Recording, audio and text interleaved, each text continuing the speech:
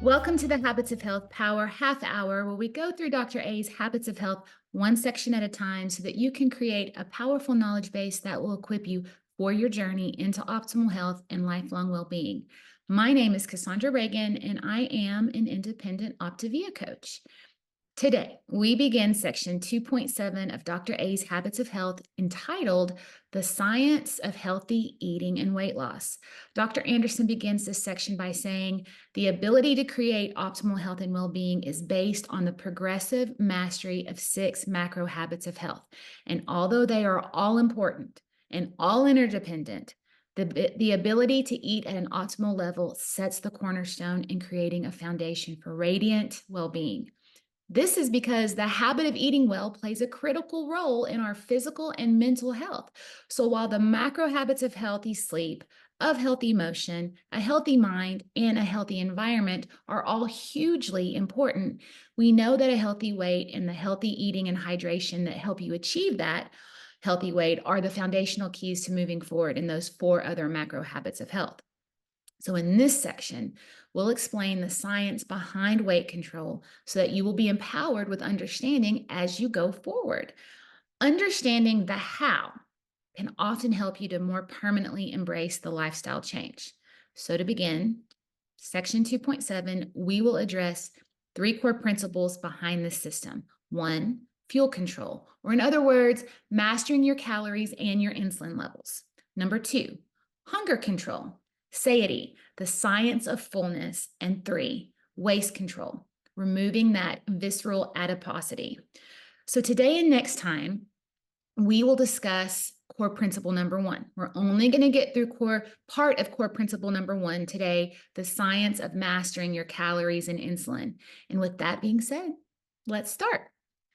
This healthy eating system that we've been studying is built upon principles that allow you to control your energy intake, or in other words, the amount and the quality of the calories you take in. Most people struggle to master this basic principle even after a lifetime of struggle. But as we have discussed in the past, the world we live in is set up to cause us to struggle. Calories, aka energy, are overabundant in the form of high glycemic carbs and inflammatory fats, while our energy output, aka the activity we do, is the lowest in human history due to technological advances. So the average Westerner today has massive stores of fat tissue due to the modern American diet. And what's more, we know that the type of food we eat switches on certain metabolic switches. So high glycemic carbs cause our body to secrete high levels of insulin, which turns our body's fat storage mechanism on. We know that protein activates protein synthesis, which in turn aids increased muscle mass and increased metabolism. Our goal is to help you master this habit so that you can move forward in all the aspects of health. So, fuel and insulin control, it's comprised of 3 methods that all work together. 1, portion control. 2, 3-hour fuelings. And 3, your fueling percentages, or what you may know as macro percentages. So let's talk about method number 1 of controlling our calories and insulin levels. Method 1, portion control. We have discussed the importance of portion control, to the point you may be tired of hearing it. But we have to understand how important it is, especially in a culture that values the supersized portion. Most Americans have no concept of what an appropriate portion size looks like because in the last 30 or 40 years, the food industry has enticed us to eat more to pad their bottom line. Fortunately, we have 2 tools available to us to keep a check on our portion sizes. One is the availability of pre-portioned, prepackaged meal replacements that can be used for on-the-go individual. The other is the 9-inch plate system, which gives you a visual estimation of appropriate portion sizes by dividing the plate into fourths for protein, starches, veggies, and fruits. Using these 2 strategies and making them a permanent part of our daily life, it's going to give you the ability to create long-term health because it facilitates balanced nutrition. It prevents you from taking in too much energy that will only be deposited in your fat cells. The perfect amount of energy ensures that our metabolic switches, like insulin and leptin, are kept at a level to encourage proper glucose and energy balance. Okay. Method number 2 for managing your calories and your insulin levels: eating every 3 hours. So, eating every 3 hours paired with low glycemic eating, it keeps our insulin pump turned off and our energy levels at a stable level. So, what does this do? Well, it ensures that we avoid wide swings and dips in our blood sugar level and other nutrients that we need. It also decreases the body's workload. So, what does that mean? Well, in other words, the body doesn't have a huge amount of calories and a nutrient load to metabolize like you would when you would eat 3 large meals. Eating small meals has been shown to reduce dangerous oxygen radicals that lead to inflammation and disease. And of course, eating more often reduces your cravings and the chance you'll overindulge. So, we have discussed that we need the right food in the right amount, but let's also discuss the importance of timing.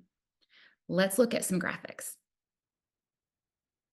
These are the 3 stages of energy availability: fed, post absorptive, and fasting.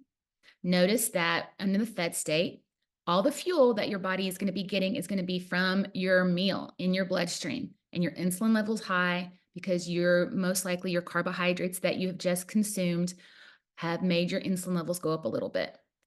Then there's the post absorptive state. The fuel your body is going to access was going to be partially from the meal and partially from fat stores, depending on its energy needs. And then when your body goes into the fasting state, which is when your insulin levels are at their lowest, your fuel will come from fat storage. So your body is in the fed state when it is digesting and absorbing food. So typically the fed state starts when you begin eating, and it lasts for 3 to 5 hours as your body digests and absorbs the food you just ate. When you are in that fed state, it's very hard for your body to burn fat because your insulin levels are high. After that time span, your body goes into what is known as the post-absorptive state, which is just a fancy way of saying that your body isn't processing a meal.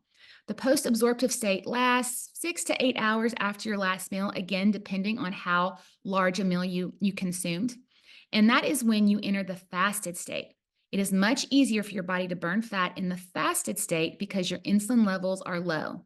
When you are in the fasted state, your body can burn fat that has been inaccessible during the fed state. Again, here are the stages of energy availability: fed, where the body's fuel comes from the food you ate; post-absorptive state is fuel is coming from both the food you ate and some of your fat stores; then the fasting state, where there's no longer any nutrients or food in your system, and your body is getting the fuel directly from the fasting state, and your insulin levels are at their lowest. The 3 hour system with portion control works so well because we don't overfeed, which causes that fed state to be shorter because the energy load is much less than that of traditionally large meals. And because we are eating smaller, lower glycemic portions, our insulin pump isn't overstimulated. This means we have just enough insulin to cause energy to enter our muscles, brain, and kidneys, and yet it doesn't activate fat storage. Once we move into the post-absorptive state, the body will begin to use some of that fat stores to complement energy demands. Current diet trends use intermittent fasting as a tool to accelerate our body's movement into that fasting state, at which our body is using only fat as fuel. But the reality of most people's lives isn't congruent to the restriction of fasting. In other words, their lives do not complement that type of lifestyle. Does fasting work? The short answer is yes. Kind of. The long answer is that anything can work for a short time. The real question we should be asking ourselves is it sustainable? So the 3 hour feeding schedule is the option that anyone can do for the long haul. Well, that's it for today, my friends. Join us next week as we continue with section 2.7 and discuss the 3 methods of portion and insulin control, and also continue with the other 2 core principles of weight management. If you've enjoyed this video, don't forget to like and subscribe to my channel and share this video with your friends and family who need greater health in their lives. Have a blessed week, and we'll see you next time.